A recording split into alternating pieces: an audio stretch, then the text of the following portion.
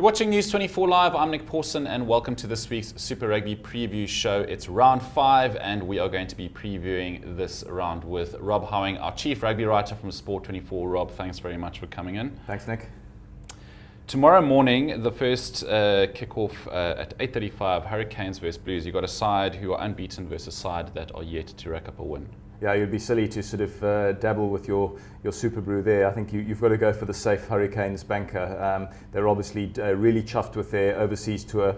They've basically done any sort of long haul travel that they had to do, because not only did the Hurricanes play 2 games in South Africa, they also then won in Perth on the way home.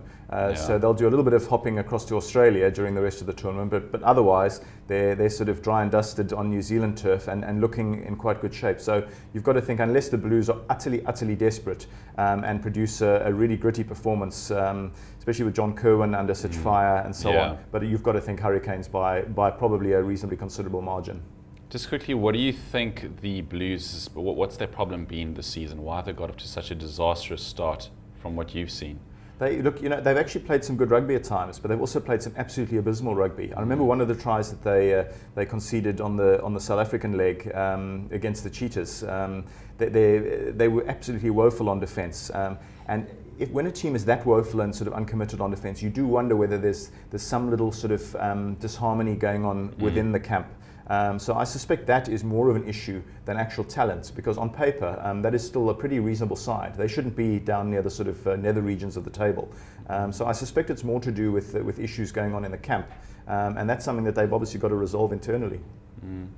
The other Friday fixture, an Aussie derby, the Force versus the Rebels in Perth. A bit of a homecoming for the Honey Badger. I know that they're really chuffed to have him back. Scored a try last week.